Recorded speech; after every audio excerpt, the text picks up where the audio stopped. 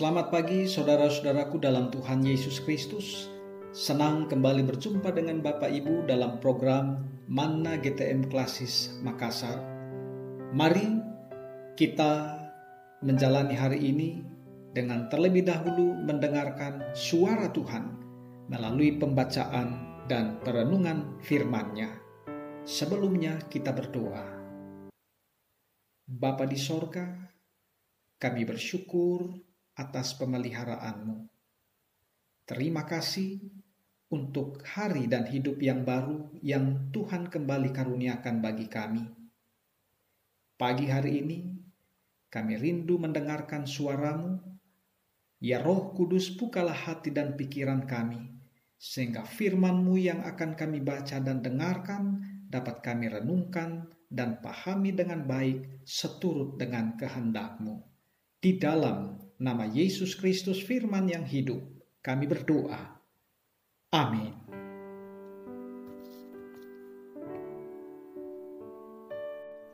Bagian Alkitab yang kita baca hari ini terdapat dalam kitab Hagai pasal 2 ayat 16 hingga ayatnya yang ke-20. Firman Tuhan, maka sekarang perhatikanlah mulai dari hari ini dan selanjutnya, sebelum ditaruh orang batu demi batu untuk pembangunan bait Tuhan. Bagaimana keadaanmu ketika orang pergi melihat suatu timbunan gandum yang seharusnya sebanyak 20 gantang, hanya ada 10. Dan ketika orang pergi ke tempat pemerasan anggur untuk mencedok 50 takar, hanya ada 20. Aku telah memukul kamu dengan hama dan penyakit gandum dan segala yang dibuat tanganmu dengan hujan batu. Namun kamu tidak berbalik kepadaku. Demikianlah firman Tuhan. Perhatikanlah, mulai dari hari ini dan selanjutnya, mulai dari hari yang ke-24 bulan ke-9, mulai dari hari diletakkannya dasar bait Tuhan, perhatikanlah. Apakah benih masih tinggal tersimpan dalam lumbung? Dan apakah pohon anggur dan pohon ara, pohon delima dan pohon zaitun belum berbuah? Mulai dari hari ini, aku akan memberi berkat. Amin.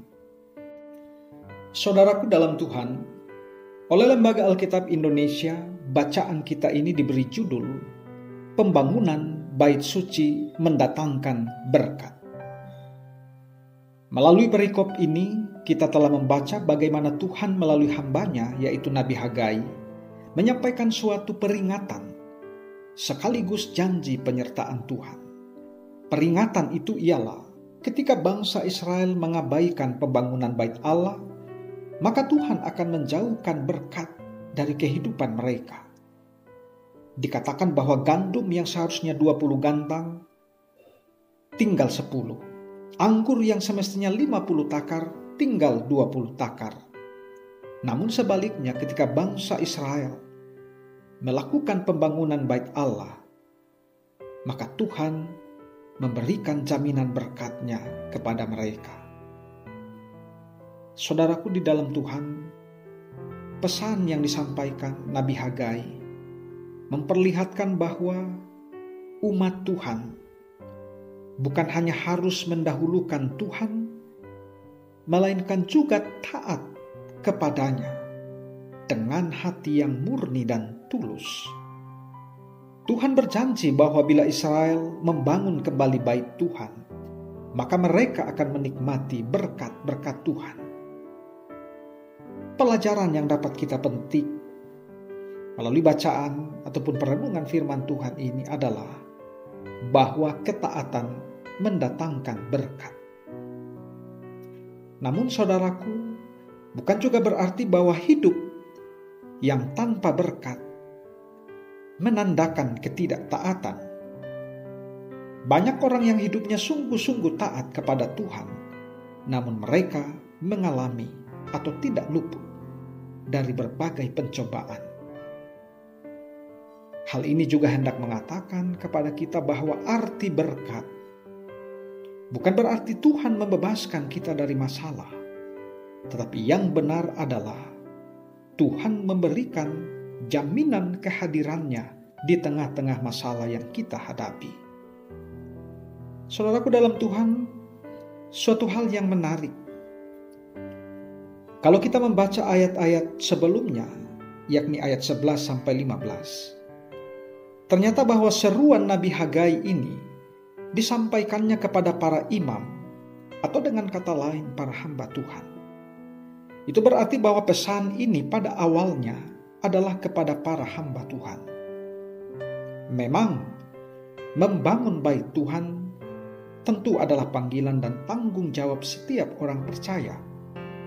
Namun pertama-tama tugas dan peranan itu dipundakkan kepada para hamba Tuhan. Misalnya Nabi Yehezkiel disebut sebagai penjaga.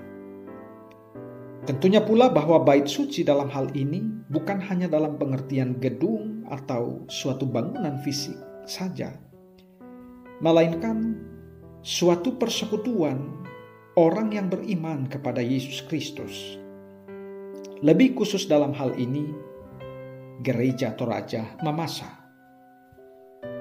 Saudara-saudara, kita tahu bahwa Gereja Toraja Mamasa tidak lama lagi akan mengadakan sidang sinode AM yang ke-20. Sidang sinode AM merupakan forum pengambilan keputusan untuk menetapkan dasar-dasar kebijakan pelayanan gereja. Melalui bacaan dan pesan firman Tuhan hari ini, bagaikan tabuhan gendang yang hendak mengingatkan warga gereja Toraja Mamasa, lebih khusus dan pertama-tama bagi para pejabat dan pengurus gereja, bahwa ada pekerjaan penting yang sedang dan terus kita bangun bersama.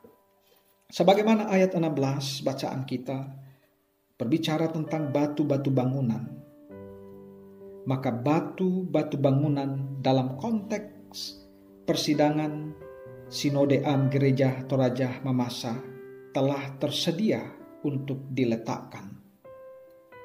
Batu-batu yang saya maksud adalah bahwa jauh-jauh hari menjelang sidang Sinode Am telah dibentuk sejumlah tim. Ada yang disebut tim revisi tata dasar tata rumah tangga, tim perumus program 5 tahunan, tim penyusun pengakuan GTM, tim sentralisasi, dan mungkin masih ada tim-tim yang lainnya. Kita berharap hasil dari sejumlah tim ini yang tentunya telah digumuli siang malam oleh hamba-hamba Tuhan yang ditugaskan dapat menjadi bahan-bahan bangunan yang kuat bagi berdirinya bangunan GTM yang utuh, mandiri, dan misioner sebagaimana visi GTM 25 tahun berjalan. Hal ini tidak berarti bahwa hasil-hasil tim merupakan karya yang sempurna, yang luput dari kekurangan, sehingga tidak perlu lagi dibahas. Justru sebaliknya, hasil tim jangan diabaikan atau dipinggirkan, namun semestinya digumuli dan dipahami secara sungguh, sehingga kekuatannya muncul dan didukung, dan kelemahannya dapat dikoreksi serta diminimalisir. Saudaraku dalam Tuhan, warga Gereja Toraja Mamasa, disadari bahwa tidak gampang untuk meraih banyak harapan-harapan di balik persoalan yang hendak kita jawab melalui bahan-bahan yang telah dipersiapkan, apalagi dengan munculnya masalah baru, yakni pandemi COVID-19. Namun kita tetap memiliki harapan. Kita berjalan dalam keyakinan dan berpegang pada janji Tuhan. Seperti kesaksian firman-Nya, mulai hari ini aku akan memberi berkat.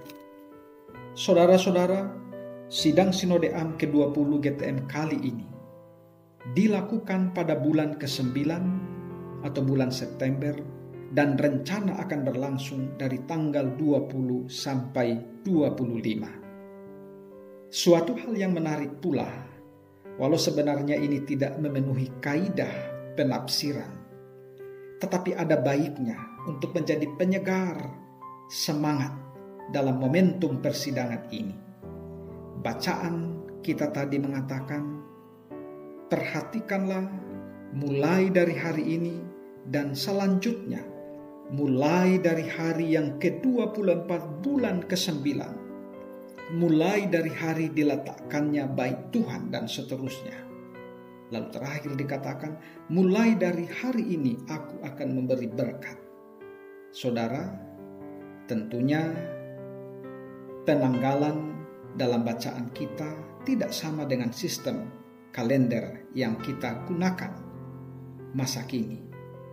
Tapi mungkin dari segi kesamaan redaksional, sekali lagi sebagai penyegar semangat, dan juga dalam pengharapan dan keyakinan iman, kita dapat mengatakan mulai dari sidang sinode AM ke-20 yang dilaksanakan pada bulan ke-9 tahun ini, kita akan merasakan berkat-berkat yang baru bagi Gereja Toraja Mamasa.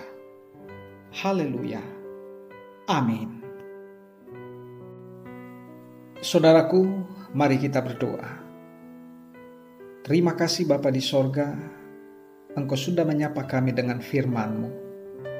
Ya Roh Kudus, mampukanlah kami dapat memahaminya dan melakukannya dalam sepanjang kehidupan kami.